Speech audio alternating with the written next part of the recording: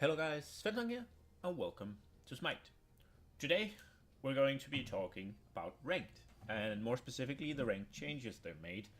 Um, Before you say anything, is it not going to be a talk about the meta at all? This is I don't know if it's administrative changes or just like the changes in the format.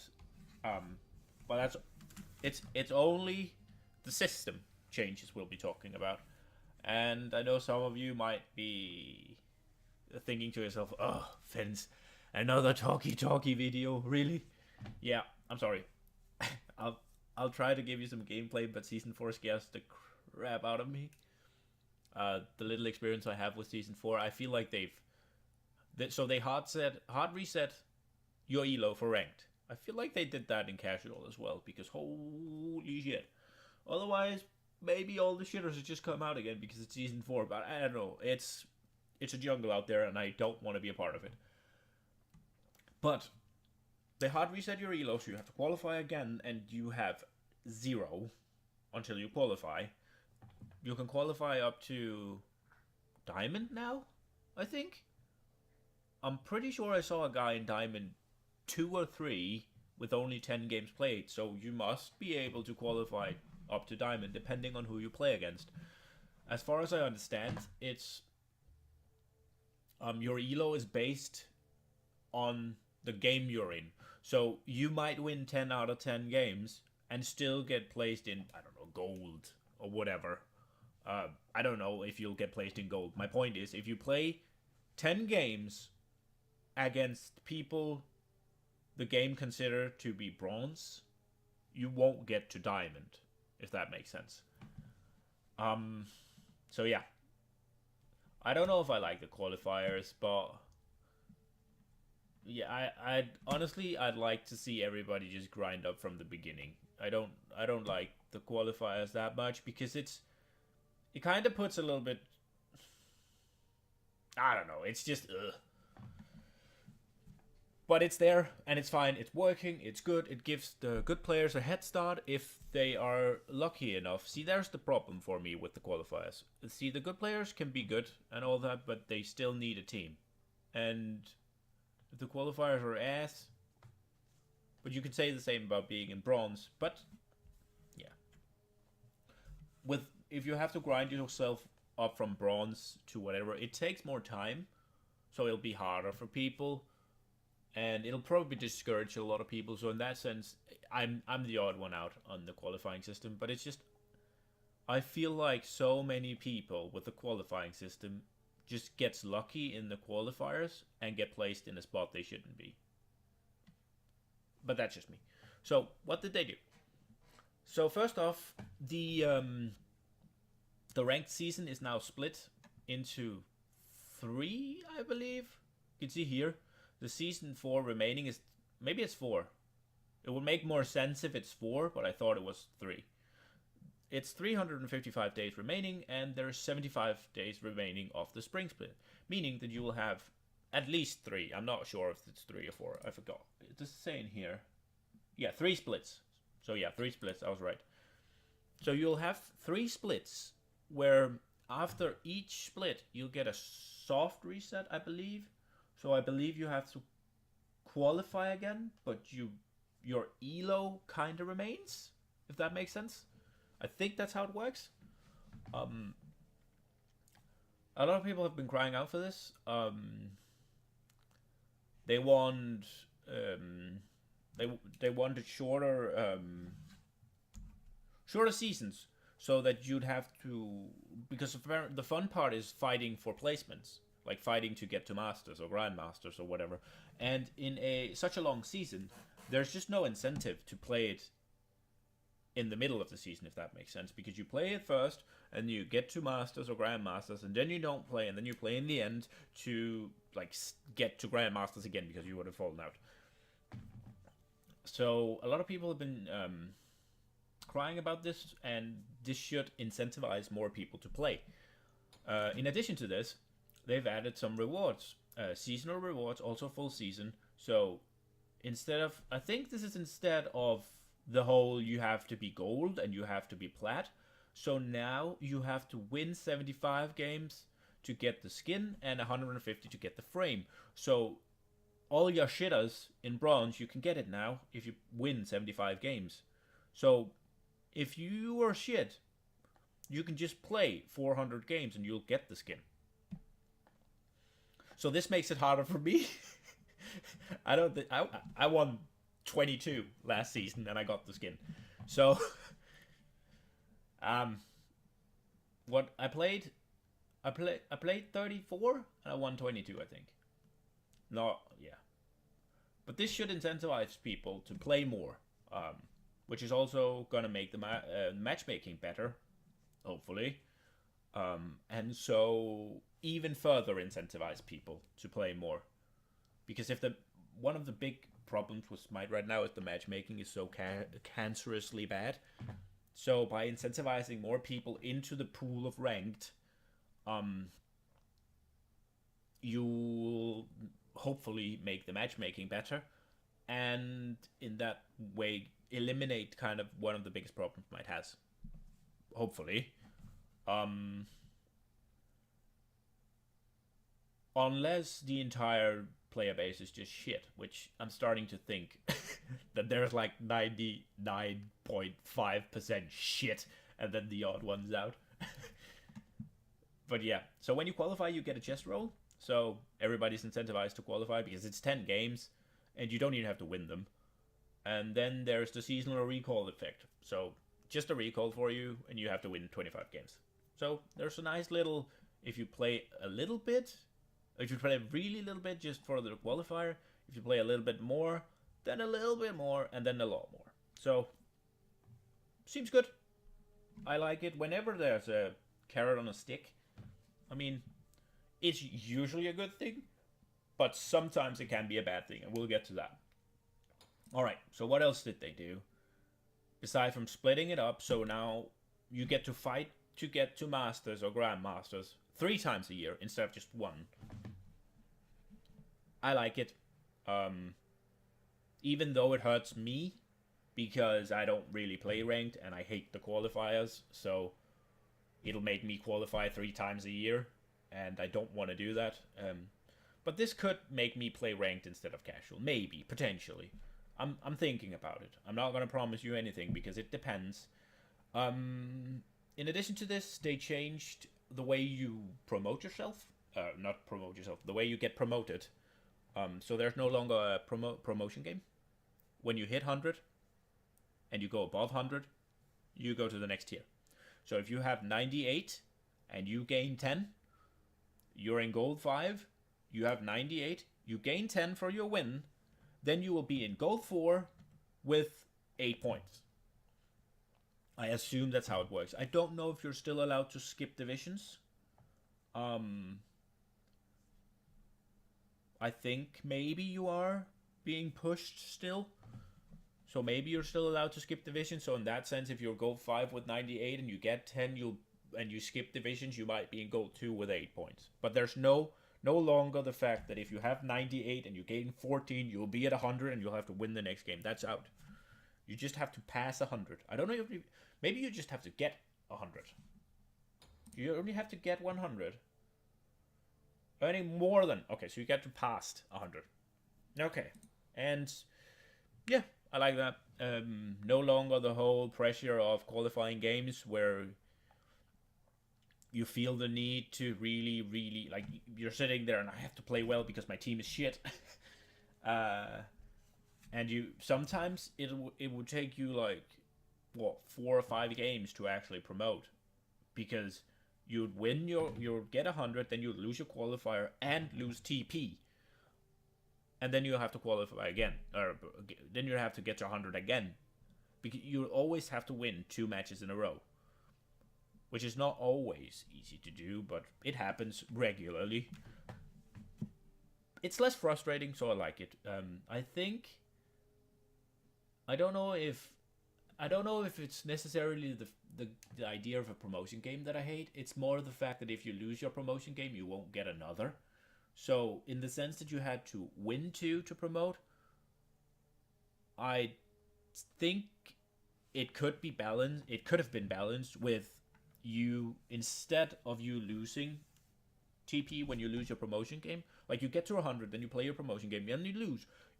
It could have been solved by you just not losing TP at that point. So if you lost the first promotion game, you wouldn't lose TP. But if you lost the next promotion game, you would lose TP. But the version they went with is simpler, less frustrating, easier, and just, I mean, if you don't care about the promotion game as a thing, as a concept, as a, I guess, a little extra, you know, like a little extra weight burden on your shoulders, like a little extra pressure to add to ranked, then this is by far the better option. Like promo games, still it gave you that little sense of this game matters, whereas a lot of the other games it's just a lot of people could just be it's just ranked, you know, it's just a lot of people is just like it's just casuals, and when you get too used to ranked, they're like it's just ranked, it's just a game, it's not like it's SPL. So people will always have an excuse to suck because they suck and they don't want to, like, they just want you to believe that they don't, because that's important for their ego. So I like it. It could have been solved in another way that would have kept a little bit more I don't want to say a sense of urgency. I'm having a hard time describing what I feel in English here. It incentivizes you. It puts pressure on you, the promotion game. So it takes that away. But the system is going to be smoother, less frustrating, and you know those times when you have 99 TP, and that is frustrating. And then on top of that, the win you just got gave you 14 TP, and you're like, so I got 1. Yay. Well, you did get a lot of elo because you were supposed to lose that game, but yay. Alright, enough about the promotion game. They're gone. No more promotion games. Overall, I like it. I'd argue it's a good change. The whole promotion thing with the winning 2 games in a row was frustrating, and although thinking about it, the situation where you'd have 2 chances to promote might have kept it a little bit more. See, here again, I'm missing the word. I am missing the word I want. I don't even think I can find it in Danish, because if I could find it in Danish, I could translate it, because I more or less know most. It loses out a little bit of the, to me at least, the competitiveness, because the promotion game just gave you a little extra. But I like the change. It's not going to be frustrating anymore. So what else did they do? Masters is back.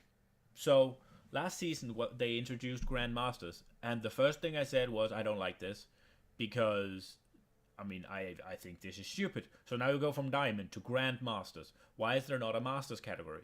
So I suggested this, I believe, 3 times during the year, and probably a lot of you other people did. So now Masters is back. So instead of you going from Diamond 1 and just endlessly grinding up TP, you now go to Masters when you hit 100 in Diamond 1. And then you grind up TP. And that makes sense, because Masters have always been the pool of, like, the place where you're at the top. There's no longer any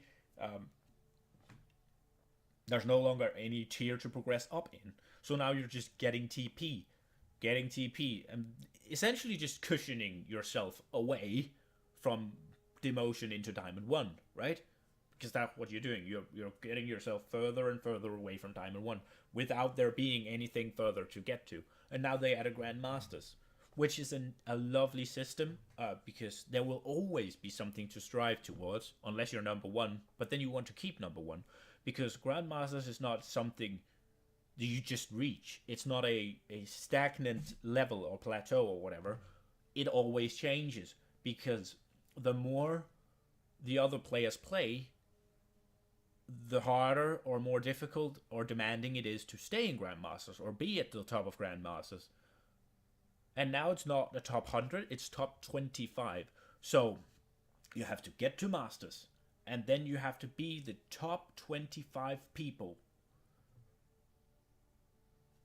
within your client, right? Because I do believe that NA and EU are together, right? So it's not the top 25 NAs, it's the top 25 in this client. So I think Latin America has their own, maybe. I haven't seen any Latin Americas. Because if you look at it, there's EU flags and there's NA flags in their ranked. Can I find that? The ranked leaderboard? I can.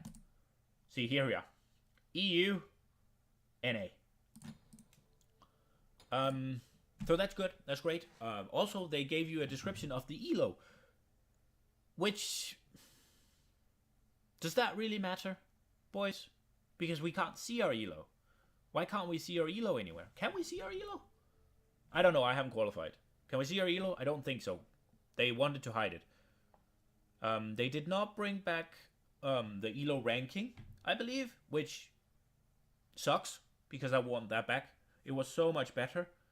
And you might be like, well, no longer getting bashed for being the lowest.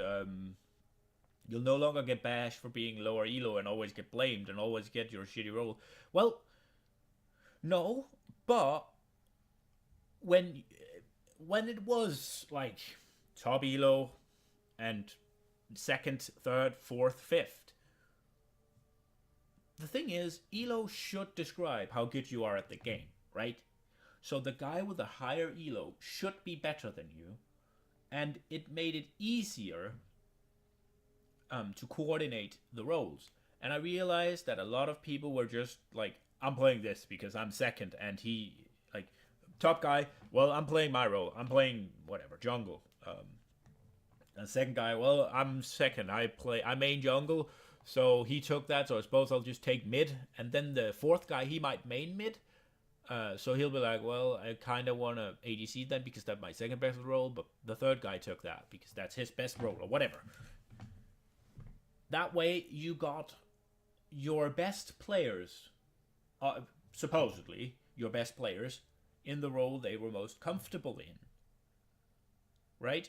And so, carrying a game was a lot easier. Because everybody picked the role they were more familiar with. And then there was the one guy in fifth who was stuck with support. And that sucked, if he sucked at support. I've been there. It's whatever. It's one game. And the thing is, you won't be at bottom elo in every game.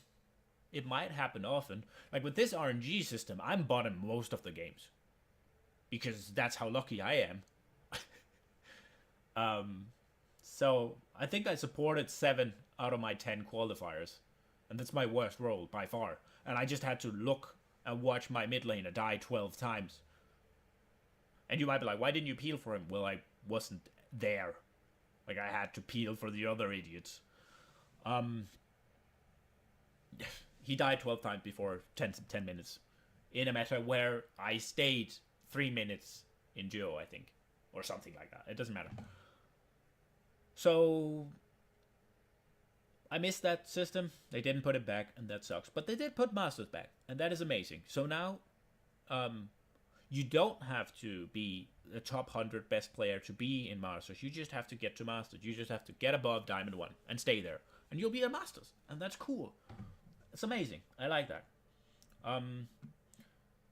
The whole them telling our elo here, I don't see the use, because I don't know what my elo is, do I? Do I have any way of knowing? Like the fact... So, the only thing I really can use this for, right, is after my qualifiers. It should put... Or does it? Because the way I understand the qualifiers is you obtain elo based on, like, some sort of whatever algorithm or whatever they've installed. And it puts you in place of where you belong, right? So Plat is somewhere in this spectre. And if I get gold, whatever, I will not be above 1425. That's my understanding. If I'm 1426, I'll be put in Plat 5. That's my understanding. So I don't know how, and I don't know how much I gain for each win. I don't see any use of this if I cannot read my elo somewhere. But all right, I suppose it's transparency in some way. I suppose that when you are in diamond, you know that your elo is somewhere in between this. I suppose. But I don't know. But I love the change with Masters back because now you get to Masters and then the Grand Masters Diamond is dope, honestly. I think the plat icon needs work. I think for the fact that the majority of players are probably going to be gold or plat, even though a lot of them belongs here. Honestly, I think the plat is kind of lackluster. The diamond is dope. The grandmasters is amazing or good, dope as well. I like these two. This is better because it's masters. Masters is good design, and then grandmasters is just god tier, and they really have that divine feeling about it. I think I really like these three, whereas this just seems kind of underwhelming to me. Honestly, I might prefer this icon to this icon, just because I think this might be prettier. Just, it's gold. This color is... It's already, like, fighting a bad color, but... Why does it have two, like... What are they called? The little ones that turn into frogs? In Danish, they're called haletusser. Like, the little... You know the ones. They look like sperm cells, right? The little sperm cells that turn into frogs. Why does it have two sperm cells that turn into frog biting on it? Right? These two... It looks like fucking... What the hell are they called? I'm annoyed now. I can't find it. Whatever. I don't like the icon. That's neither here nor there. Alright, so... What else did they add? They added some... And I don't know where to find this to be. Is it in here? New rewards, yeah. So we talked about the split rewards. Additionally, there will be gems giving out to the 25 best, the 25 Grandmasters. So now you're not just fighting for placement, you're actually getting rewarded. And I do believe it was quite a significant amount of gems, actually, for being the best. And then quite a... Well, was it 1 to 5, or was it only the best? Because I feel like it should be the best gets the best, and then 2 to 5 gets something. But I think it might have been 1 to 5 gets something amazing. I'm not sure. But it's like, there's tiers. So maybe it's 1 and then 2 to 5 or 2 to 10. I don't know. But there's like 3 or 4 different gem pools, so to speak, in Grandmaster. So if you manage to get to the top 25, you will get gems. That's amazing. It gives, well, in this sense, it gives the pro players something to fight about, which is amazing. And that might give us some really good streams. And it also gives you something to aspire to. If you're a good player, here's your chance to earn something for it if you haven't earned yourself an SPL spot already. So, most likely, this is going to consist mainly of SPL players, I think, if they want to, that is. But this is amazing. This is really amazing. Moving on to something I don't quite like. Character leaderboards. Okay? So they're adding these, and can I show you them in my profile section? This is, yeah, I was gold 2 last season. Where do I go? Worshippers? And is it in here? No, it's not. So it's in gods, right? So, I don't know, pick tier, because tier is tier. And you go to about, and there's a leaderboard here. And you can see, here's the best tier right now. 7 wins to 0 losses. That's impressive. And it's the same with every other character. And I mean, you might be like, well, I don't know none of these, right? There's Nulissa. It's one we know. Anybody else? No. Well, I can tell you that we know somebody in this one. Where is he? There's Captain Twig. Where are you, Kenneth? There you are, Adept King. 5 and 1. So, this keeps tabs of your rank play. This keeps tabs on who does well here for you, but who does well on the character. And there will be rewards given out to, what is it, the top 3 on each god? I believe they said you'll get a small thing. That's my understanding, at least during the patch notes. I don't like this, because this incentivizes you to play one god, and one god only. See, one of the things I pride myself about is my worshipper screen, and holy shit, this thing is bad. Look at this. So, one of the things I pride myself of is I can play more or less every god in the game. So if you look at here, Nike, Morrigan, Camazotz, Terra, Erlang, Isa, Hades, and Skadi. Those are the only ones I have level 1. Everyone else is above rank 2. And most of them are quite new. Except for Hades, who I just hate to play. But I only have these guys level 1. Then I have a shitload level 2. No, I don't even have that many level 2. I have some level 2s and a shit ton of level 4s. Is that my shit ton? Yeah, my shit ton is at 4. I play every character in the game except Hades. Somewhat. Like, I have so many above level 2 and 3. Whereas, I do believe that this makes me a better player than most, in the sense that I understand each and every god's kit. Sure, I'm not gonna be as good with a character as a guy who spends all his time playing it. I saw a Ratatoska the other day who's just had stars all around.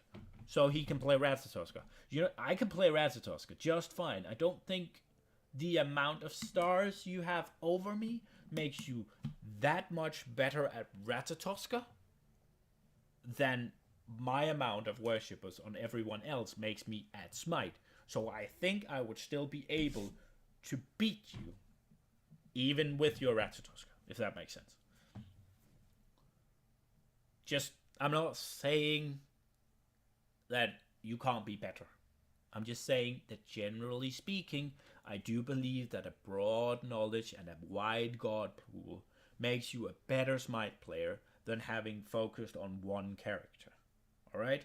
So, first off, what this leaderboard is going to do is, it's going to make somebody play just one god, and you know it, and they'll play just that one character.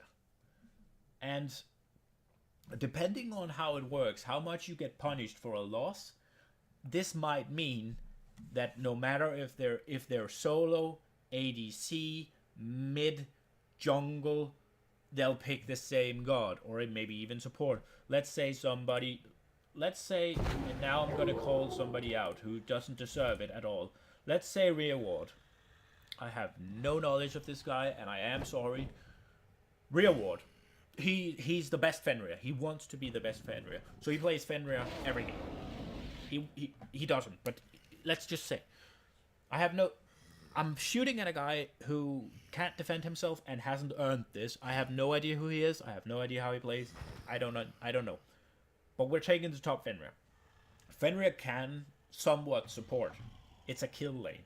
Fenrir support has been seen even at the highest level, I believe. But generally speaking, it's not something that's gonna work if your opponents... Like, sure, it has been seen in the SPL and had... I can't remember how much success it had, but it's a pop stumpy thing, or at least a kill lane. So if you're not on comms with your ADC, or your mid, or whoever you're trying to get fat, or maybe just you want to snowball yourself. See, if the enemy team managed to stall out the game long enough for them to like get to mid game or something, you're just out of the game. If you don't snowball early, you're just out of the game. And you need your team to have some sort of initiate outside of you. So in that sense, Fenrir support, while it has worked, it's not the best. Always. Some situations maybe. So he might play Fenrir support if he gets support. He might play Fenrir ADC because Fenrir can deal damage and Fenrir shits on shitters. He might play Fenrir mid. He might play Fenrir jungle, which is totally fine. Fenrir solo, totally fine. But the thing is, this kind of incentivizes people to play one god in one role, and that's it. And I don't know if I necessarily like this for ranked. I feel like it might get some... See, there's the thing. It can do one of two things. It can either make people play this character only, and just only play this, and let's say they want something obscure, like they want a better chance at winning, so they take something that's currently shit. I don't know, Shang-Kui. I'm assuming Shang-Kui is shit. He might not be. He was shit last season. We could also take Hell, but Hell got changed. I don't know where they fall yet. Nobody knows where they fall. Oh wait, there's other things here. So it's for everybody in Grandmasters. Never mind. Shang-Kui. Maybe they want... They like playing Shang-Kui. They're a Diamond Shang-Kui. They love Shang-Kui. It's all fine and good. Maybe they want those gems or whatever. So they'll just play this obscure character. This non-meta pick that nobody else will touch because it's so bad.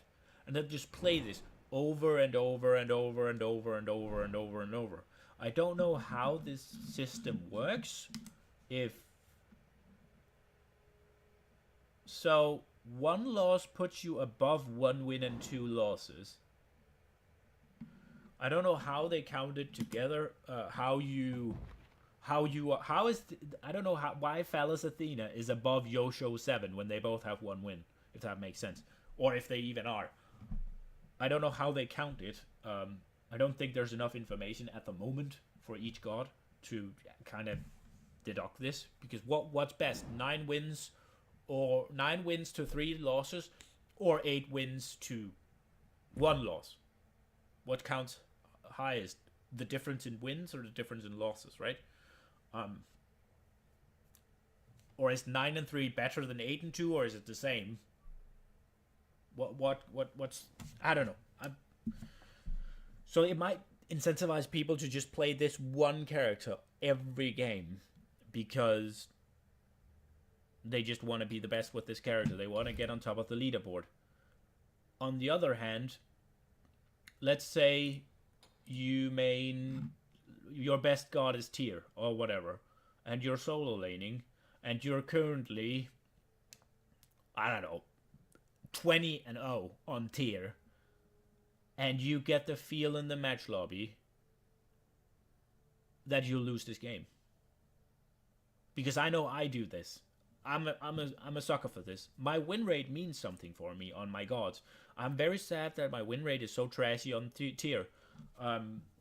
It's really bad, actually, because I've gotten him a lot in Assault, where we've just lost, and I've played in some in Arena, where we've just lost. And let's say your best god is tier. Tier is the best pick. Maybe that's a bad one. Maybe tier is a bad... Let's just take Odin. Sorry. We're switching saddles here. Odin. They have Sylvanas. They have a Hunter Without a Jump, Chiron. They have mid Hell with solo lane. Should we make it excessive and say solo lane Chang'e and jungle Guan Yu? So 3 healers and 5 characters that cannot get out of your ring. And you are, I don't know, 4th pick or something, and you're solo laning, and your best character is Odin. You're 20-1 on Odin or something. You're top of the leaderboards, but not firmly. There's somebody, like, you have the feeling that you will lose this, and if you lose this, it'll be harder for you to get number 1. Odin is clearly the best pick here, because it shuts down their entire team. And you might even pair this with, you have a Zeus on your team, or a Vulcan, or something else that can fill out the circle with death. And you're thinking to yourself, well, Odin is the right pick, but these guys seems really bad. Like he banned, like the first pick banned Loki and Sun Wukong, and first picked, I don't know what's not contested. He first picked Kukulkan, right? So now you don't have a Vulcan, but I'm an idiot. He first picked Kukulkan, right? Then your second pick goes ADC a Willish because he thinks he's Sapman, right? And you might get the feeling, I'm going to lose this, so I don't want to play my Odin, even though Odin is the right pick, right? So you'll tank that one loss because Odin might have won you the game. Because he counters every single, he counters 3 of them and keeps the other 2 as well. That's what I'm afraid of with this ranked leaderboard system. Otherwise, it's a fun feature. I wish it would include more than just wins. So instead of having just, like, look at all of this space. I know it's for long names, but I don't really see any that long. What if we had a KDA? Why is that not relevant? Like, sure, Deathwalker has gone 7-0, and now I know that this is not the case because he's a great player, but he might have gone 0-7 7 times in a row and got carried by the team. Does that really... Like, if he, let's say he went 0-6-0, 7 games, and still won, right? He'll have contributed nothing. He has no kills and no assists, right? 0-6-0. Not just 0-6 a million. 0-6-0. And he won 7 games. It's impossible, but humor me. Why is that not a relevant factor? At the same time, nobody's lost on Thor. There we go. Well, if this doesn't tell you that, or maybe it just... So they're 192, because why would it cut there? There's 192 players who played Thor, and he has 1, 2, 3, 4, 6. Oh, there's a lot of defeats. 9, 10, 11, 12, 13, 14... 6. Okay, I can't count anymore. He doesn't have as many losses as he has fucking wins. But let's say we have the guy with 3 losses here. Also a good player. I hope. No, maybe not. He was shit. I just saw him. He was ass. He didn't hit an entire wall. He was in Barracuda's game. He missed everything. Wow. He's still 1-5? Sorry, I don't mean to bash anybody.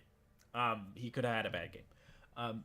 What if, like, he's played 8 games, and he has a KDA of 14. Let's say he went 14-0 all 8 games, or 14-1, all 8 games, and he still lost 3. Why does that not matter? Is my question. Like, I feel like KDA should somehow matter, right? Am I wrong? I know that KDA is not the end-all be-all, and a lot of times, especially playing a support, you will tank a lot of deaths in order to win. So in that sense, it'll be a little bit misleading on some, but that's why there's the A. Because if you're a support and you're doing your job very well, you will have a lot of assists. And just have... Yeah, I don't know. I just feel like there should be more than just wins and losses. I feel like KDA should be a thing. Like, your contribution to the team is not only defined by the fact of you winning or losing. It's not only defined by your damage. It's not only defined by your whatever, you cleared the fucking jungle or something. It's defined by your, especially your assist column, but also your kills. Right? I feel like it's relevant. I do. And it's just wins and losses. Yeah. So I'm not a fan of this leaderboard thing. It's fun. I'm looking forward to when adapting comes top on Thor and I can sit there and look how many things he's won. That's gonna be fun. Like when we get to, I hope these doesn't reset. Like, but they probably will. It's gonna be fun at the end of the season to see who's like the KD, like the not the KDA, the win ratio of adapting Thor, for instance. That's gonna be fun, right? It's gonna be fun. But I don't like the effect that it might have on the casual player base, because I know for a fact that if I want to play tier and I'm afraid we're gonna lose, most of the time I pick something else. Right? If also because tier's not really a hard carry, so. But Bellona, for instance, Bellona can fit almost anything. I rarely see a team where Bellona wouldn't fit. So maybe I won't pick Bellona because I'm scared of losing, because I want to have a good Bellona. Maniac is back, boys. I think that's it. That was my thoughts on the ranked. It got way longer than I wanted it to be because I babbled for a long time about this leaderboard shit. Anyways, I hope you enjoyed it. Hope I'll see you in the next one. Bye, guys.